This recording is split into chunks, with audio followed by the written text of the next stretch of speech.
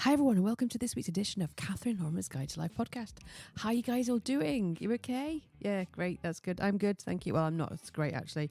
I've injured my back. When I do things, I don't do them by halves. Doing some field waters at the weekend and I felt it go. And then I got on the pony and I was all right in walk, but if I tried trotting, I was in a significant amount of pain. But typical question, we just sort of like stretched leg out and rode through it. Unfortunately, so I was really good actually. I did lots of relaxation on after I did it. I had some prosecco, which really helped. And I shoved some ibuprofen gel on it as well. And I also today I've done some gentle walking. Did have a little round of golf. Quite excited actually. I got 63. I can't remember what I got on the first time I played, but I got 63 at one course. Then I got 59. We went to a different course when I played on Friday, and then I got 54. And I actually nearly got hole in one.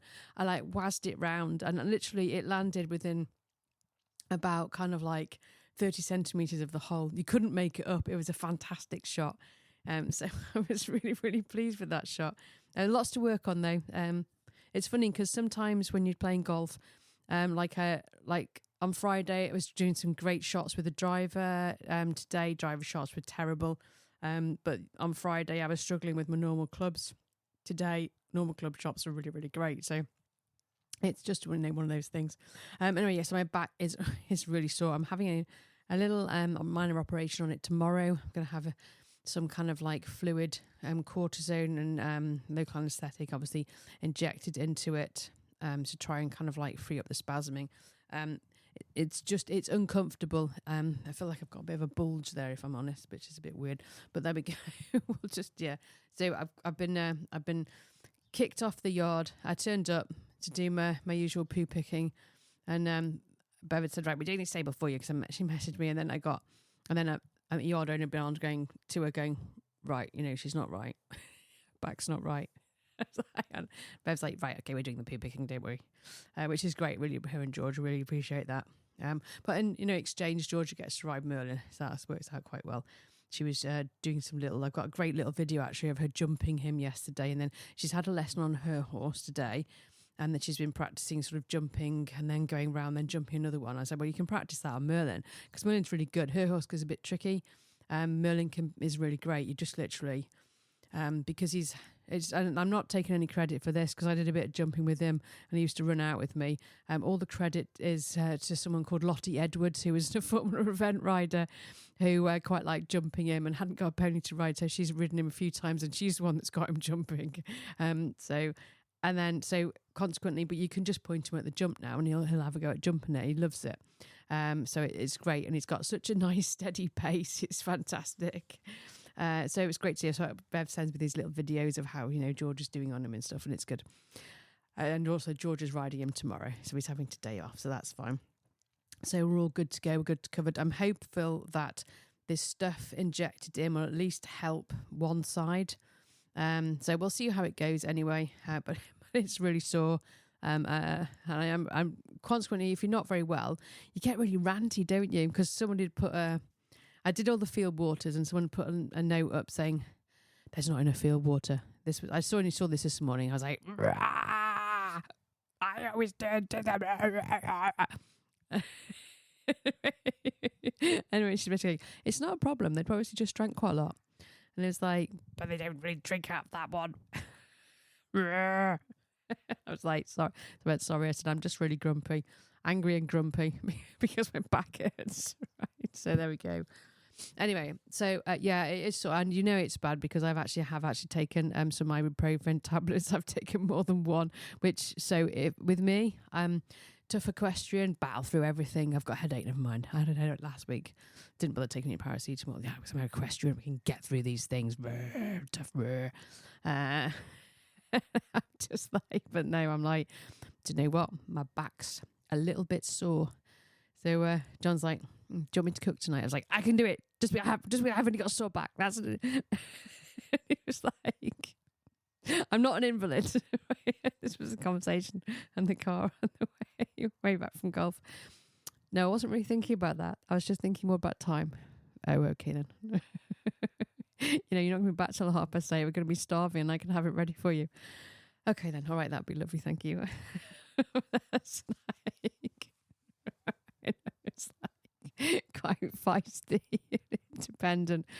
So next thing is that I haven't even told you what the podcast is about yet, have I? I think it's going to be about Feng Shui because I haven't had a chance to put the things together. But because I thought I thought I've got a spare hour now, of which I'm stuck at my parents' house. I've got nothing to do. I've been kicked off the yacht. I literally arrived in the car, and Pep said, "Right, turn around, get back in, go home." I've been told to rest. Okay, fair enough. So I think I will do about Feng Shui because I say I'm at my parents' house. I've raided the chocolate biscuit supply. They're plain ones, but beggars can't be choosers. They're quite nice plain biscuits, aren't they, really? So I thought, right, I might as well do a podcast, and I may as well do the Feng Shui one because it's just much quicker doing it this way than it is trying to download some software and splice it all together. Right, so we'll do that. But just one thing that I did want to highlight. I don't know if you noticed, I shoved a little sort of slide up on social media. I think I've mentioned my podcast. I usually get about, at the moment, but I kind of up to about 50 downloads a week. Which is great. I mean, so hi to the regular core listeners. I know who you are because you kind of listen to them every single week, and it's awesome. Thank you very much. You are. Yay! That's for you guys. Really appreciate it. And then there's some other people that are kind of like coming along. But yeah, last Thursday, right? Okay. Really bizarre happened, right? All of a sudden, someone listened to 49 podcast downloads. Okay. Which is really weird, isn't it? That sort of thing. It does occasionally happen, okay? All I'm going to say is, without having any evidence behind this whatsoever, James Blunt was playing, okay, and doing like a kind of like, whatchamacallit? He was doing a speech at, what was he doing it at last week? Somewhere, I can't remember, somewhere in Sweden anyway. Minds or Hopeful Minds or something like that. And I'm pretty sure it was on Thursday. I could be completely wrong. It might not have been then. But it was around that time. It was at the end of last week. And you're kind of thinking, that's intriguing, isn't it? Intriguing, yeah. Probably there's no kind of like, I haven't got any sort of like basis. I don't know where the downloads were. I haven't even had a chance to go through and have a look. It doesn't tell me, like, which city it is or anything like that. I can't see that information. It's not available on the stats, so I just don't know. All I know is that somebody or maybe one person, but they downloaded. I can usually tell if it's one person because it happened a few months ago. Because I thought, why all of a sudden I'm getting all these downloads on my, like they're really erratic, and it's like you've got like 200 downloads this one. I mean, why have I got where people suddenly, And then a friend of mine goes, "Oh, I've told my sister about you." And she's really obsessed, and she's kind of like listened to all your podcasts, and I'm going, that's the reason. It just kind of makes me laugh. Anyway, so yeah, I don't know who downloaded the 49 podcast on Thursday, but thanks very much, whoever you are. It's appreciated. Hope you got something from them. But anyway, so I'll keep you posted on that one. See if there's any other little odd spikes that I can kind of like associate with something. Could be quite interesting, wouldn't it? So let's talk about Feng Shui, okay? Because basically I've only got like, I think, to be honest with you, the Feng Shui one wasn't that great anyway, so you're not really missing anything. Obviously, I'd mentioned Mother's Gnome page. She hasn't found them yet. I've got a feeling she's thrown them away. I don't know. I asked her, I walked in and said, "Hi, how are you doing? Yeah. Found your gnome page?" "No." Oh dear. Gloss over that one then. She's not very happy. I don't know where you are. Anyway, so yeah, Feng Shui. So Something I need to do, actually, I need to declutter. Sitting here actually looking in my parents' spare bedroom, there's still quite a lot of my stuff in here. I did chuck some of it out the other day, but I probably need to kind of like declutter and get rid of some of it. Because we hold on to stuff, don't we? Does anyone else do this? You kind of like, you think, you're sorting through stuff and you think, oh, I'm not throwing that out because I might need it. I mean, whenever I've done that before and I've thought, no, I don't need it anymore, I chuck it out, you can guarantee the week later, I need it and I have to go and buy another one. So that's where maybe where we were all kind of reluctant to kind of throw things out. But so Feng Shui is kind of along those principles. If you want to go and Google a bit more about it, then, go on to like the likes of Google and stuff like that and see what it's actually like about. It's Chinese. It's quite sort of like in depth and stuff.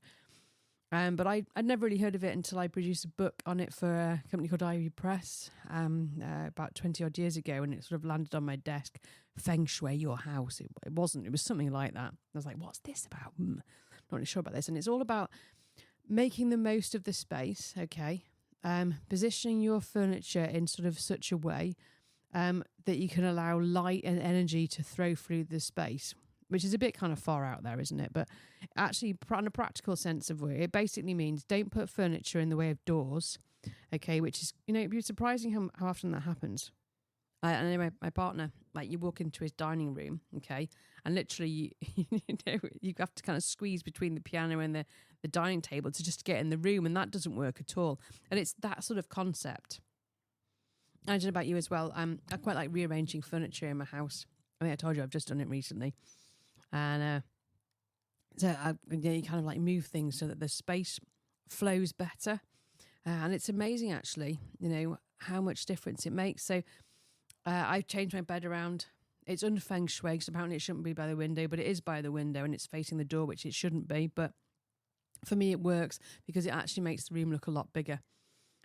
Also in this room that I'm in at the moment, my parents, like, I've had the bed, and actually I've had the bed in 3 different positions, which is the only way it can go because they've got like fitted wardrobes and stuff.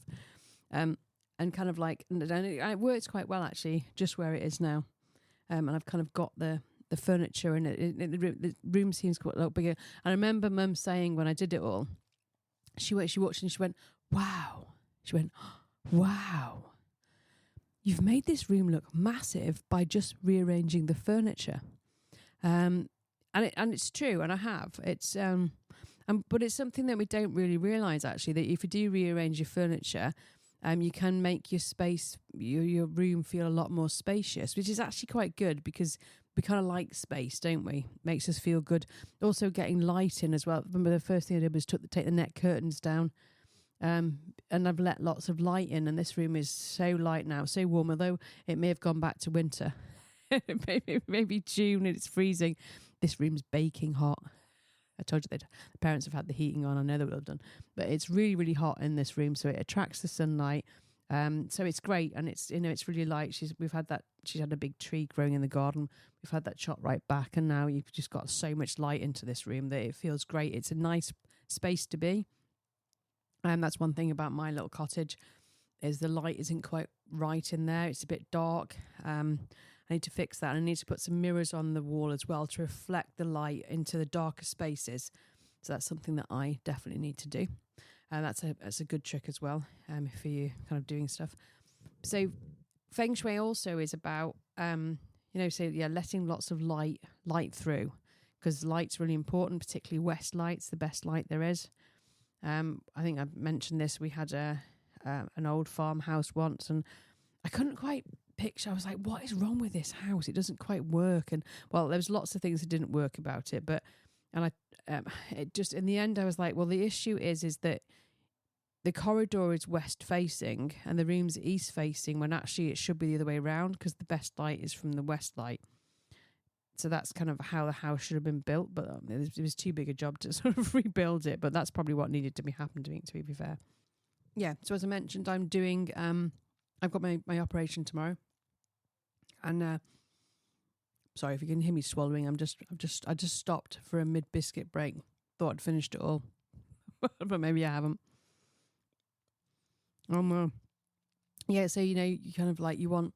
I thought, what should I do? I thought because the hospital's just down the road from my parents' house. So I was like, message mother, could you please take me to the hospital, for X time tomorrow? And she's like, yeah, that's okay. I can do that. Then I got a message coming back saying, my cousin's coming to visit. He's a vegan. Okay. The vegan cousin's coming to visit. Is tomorrow afternoon okay? And I'm like, well, yeah, that's great, isn't it? I've just had a surgical procedure, be a bit grumpy, a bit dopey, a bit, from the whole thing, plus the fact that my back now hurts. And I've got to entertain a vegan cousin. This is somebody who went out with a dairy farmer for 4 years. How's that going to work? I'm not really sure. Yeah. Well, but anyway, we'll give it a go. Hi. Yeah, nice to meet you again. Yeah, we haven't seen him. I think I've met him twice in my life, if that. Probably at a funeral, and he's from right down south somewhere. I'm not even sure where he lives or what he does. I suppose I can ask all these questions. He's just got married though. Okay, he's about 65, and he's just got married for the first time. Yeah, right. Probably fits right in there with my idea of commitment. I didn't get married till I was about 30, and that was reluctantly because mother told me I had to settle down. Yeah, she's given up on that now. Anyway, I'm digressing away from Feng Shui, aren't I? So also Feng Shui it's like part of decluttering. It's not keeping stuff because we hold on to stuff, don't we?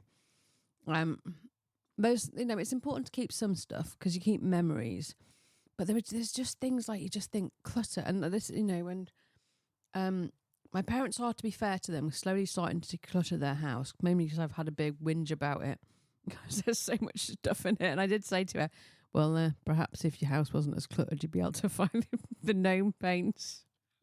That went down like a lead balloon, but it's true, isn't it? We do kind of have lots of clutter. So I'm going to declutter my horsey stuff. I have, I did some decluttering before I moved him, but I can't, although it's organised into boxes, I can't find anything. I need to label all the boxes up, and then I need to sort everything out and kind of go, right, okay, actually maybe I don't need that stuff. So, and then just, sell it on. So I've got a big pile of stuff in my house that I need to definitely shove on Facebook or eBay or something like that, just to try and move it on. So we'll see how. So I'm going to set myself that little challenge. Okay. I am going to do a New Me, New June podcast because those ones seem to be really popular, and I think it's a good idea for me to recap on what on earth I said in May, and whether or not I've actually got sort of done that now. So I will actually listen to that, and I will actually do that podcast for you guys. So that'll probably be coming up not next week, but the week after. And so this Feng Shui one will probably be happening the week after that. And yeah, because I think it's quite important. So I'm going to kind of set myself a little declutter and sell all the horse stuff by the end of July. So when I do my New Me, New July podcast, hopefully I will have actually done that and kind of decluttered all that stuff because it needs to be done. If you don't need stuff, then just move it on. You can buy some new stuff, can't you? Yeah, exactly. So just heading back to Feng Shui, which is what this podcast is supposed to be about. It's because I recorded it once already. That's the problem. I've already done that in my mind. It's finished, but it's not, is it? Right. So just having a look. So there's you can go and have a look at it. There's loads of elements. You kind of that kind of represent harmony and brings specific intentions into the room. So you had wood represents growth and vitality, and plants and green or blue colours mean the same thing, and fire represents passion and visibility, and you have candles or the colour red, and earth represents stability, wellness, and you use ceramics or brown yellow colours, and metal represents efficiency, beauty, use metallic objects or white or grey colours, and water represents deep wisdom and career flow, and you use waters and water features. Or black or dark blue colours. I have an issue with water. Mother's got water features in the conservatory. Okay, and you hear and it just makes you want to pee, doesn't it? Right? That's So I do find water kind of, but it's funny because like I love going onto the beach. We went to the beach this weekend, went to the beach, and I love listening to the oceans, they kind of thumping against the shore. It's great, but water features with, that doesn't, it just, I find that irritating. So there's part of Feng Shui is something called yin and yang, and yin is energy, is passive, soft, calming. So you want your bedroom to be yin, don't you? And you want kind of like browns and creams in here. This bedroom isn't. It's a strange array of different colours. I half decorated it because the walls were lilac when I arrived. I thought, I can't live with that lilac. It's awful. So I painted them cream apart from the 2 doors and the radiator, which is still lilac, and it doesn't work. It's really bizarre. It doesn't work at all. Needs redoing. And but anyway, so if you have like a really nice comforting place as your bedroom, you can kind of relax in it, can't you? And yang is active energy, so that's bright and vibrant. So that's kind of kitchens and offices and living spaces. So you have them like yellow or with just more energy in them to kind of keep you awake in the daytime, which is quite good. So you kind of like do like one thing at a time, do one room at a time. Okay, so if anyone listening to this, have a go at doing a room, declutter one room, and see how you get on, and try and feng shui it, move the furniture around a bit. If you've had your furniture in the same position for years, change it. Change is good. It makes you feel a bit new and refreshed. Give the walls a lick of paint if you want to, or even just get some new things to put in it that have maybe got a little sort of energy to them. You could get some a nice vase with them. You can, because like I quite like fresh flowers, but you can get artificial flowers. Mother's got some really good ones actually downstairs, and they're actually quite realistic now. And they just make the place feel nice. All you have to do is give them a bit of a run under the tap and kind of dust them, don't you? So not too much work. So that works quite well. And also have a think about lighting for the room as well. How's your lighting doing? If you've got like soft mood lights in your bedroom, like your little bedside lights, just a sort of cozy, relaxing space. Here we are. So here's some tips. If you're going to have a look online, you can feng shui. Let's feng shui your living room. Right. So it says, focus on arranging the main sofa in the command position, facing the entrance without being directly in front of the door. Well, that's not really possible in most people's living rooms because quite often you've got a fireplace which is directly opposite the sofa, which is opposite the door. So I'm not quite sure how that's going to work, but there we go. Where you put it near a solid wall rather than floating it in the middle of the room or under a window. And it provides a sense of security and a clear view who is entering. Okay, that makes sense actually. It's logical, but not practical in most situations. So clear walkways, okay? Remove obstacles and unnecessary furniture to ensure there are unobstructed pathways. Well, that's kind of like something that I've mentioned already, isn't it? Don't have stuff in the way. Make sure you can get through. There's nothing worse if you kind of like trying to get through into a room and you kind of bang your leg on it. So I'm pretty clumsy as you go through. And then, so make sure you've got balance. So you make sure you've kind of got something wood, something earthy, metal, water, fire. Okay, make sure you've got because it's a balance of all the elements, isn't it? And also, say, using lighting and mirrors, maximize natural sunlight and sort of ambient lighting, and hang mirrors, I say, to reflect natural light. But obviously, you don't want a mirror straight in front of you because there's nothing worse, is there? Do you hate that? I hate that when you go to a restaurant and you kind of sat there and there's a mirror opposite you and you're forced to see yourself. And I hate it. Can't stand it. It's really frustrating. Just don't like that at all. Rounded shapes. Opt for circular or oval coffee tables rather than sharp angular ones. Rounded edges have got a softer, more harmonious energy flow. Also, not as much chance of actually jabbing yourself in the leg if it hasn't got a sharp corner to it, which is always quite useful, I find. Okay, so what else we got? You need to open your windows and remove stale energy. Well, that's like using like stale air. And that's the first thing that I did when I got into this room here that I'm recording the podcast in today is I opened the window to let some air in, to let some fresh air in. And I kind of do that. So I've usually got my windows on like a little sort of latch thing. So I'm always getting fresh air into the house because that's actually really important. And I say declutter your living room. It needs to be a really tranquil space. And that's something I've moaned about. My parents have got so much clutter in their living room. So yeah, there's quite a lot of clutter in John's as well. And it's not a relaxing space because there's so much stuff in it. And you need to move your stuff away and have it in cupboards so you can't see it. That's fine.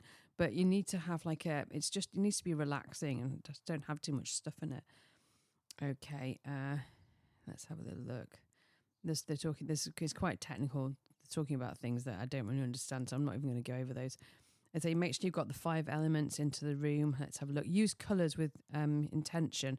So have like a feature wall is usually quite a good sort of thing, because it, what you do with what colour you put in that space makes a difference to how the room actually feels.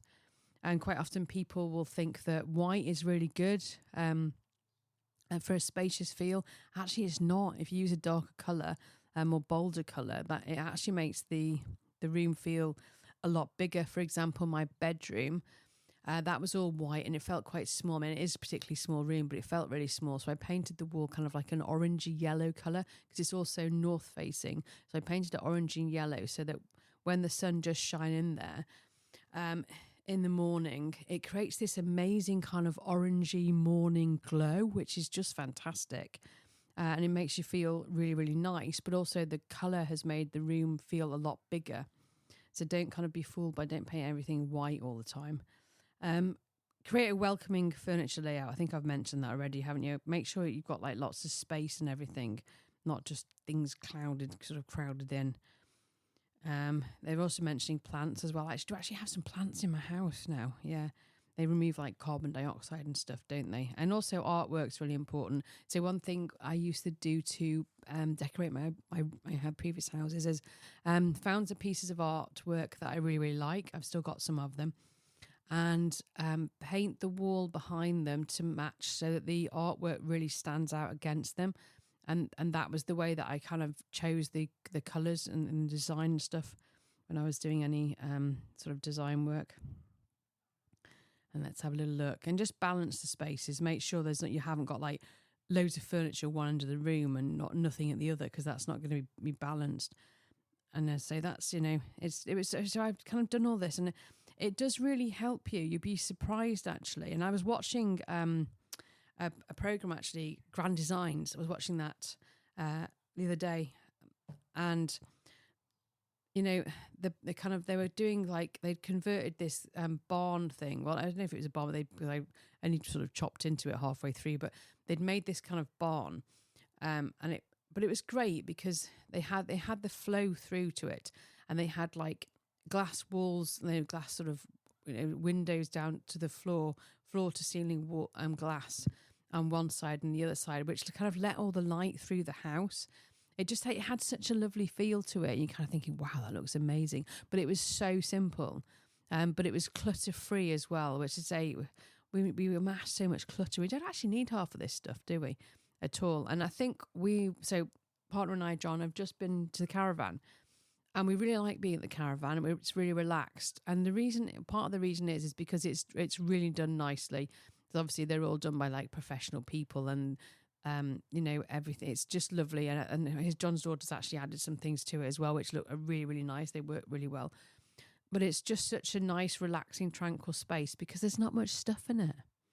Okay, it's just free, and there's loads of light coming into it because obviously it's caravan. There's loads of light, doors and stuff and windows, and it's just great. It's just a nice space to be in because the tones are kind of like cream and chocolatey, and then you've got blue as well and dark blue and a cream carpet. Doesn't necessarily work very well with the hairy black Labrador who likes going to the beach and swimming in the sea. But there we go, but it's okay. It works as a space, and fortunately he's got a really good Hoover. But it's a great space and it feels different. So what I want to do as well is I want you to go and have a wander around. See you when you're going out and about, when you're in shops and stuff. Ask yourself how you feel in that space. How do I feel in that space? Does it feel really big? Does it feel really cluttered? When you go into a coffee shop and stuff and you kind of sit down and think, oh, this is really relaxing. What's relaxing about it? Is it the chair you sat in, or is it the colours they've painted it? And just be more aware that actually people are really, really affected by what colours rooms are painted and what furnishings you have. And it makes a difference. So if you want to be kind of like, if you are a stressed and anxious person, then if you provide a really nice environment to sort of live in, it makes a massive difference to your mental health, which people probably don't actually realise. Anyway, I hope you've enjoyed that. That's re-recording of my Feng Shui podcast. We're up to 30 minutes now, and I haven't managed to fiddle around with the power line and disconnect it this time. Anyway, have an amazing week, everyone. I'll catch you next time.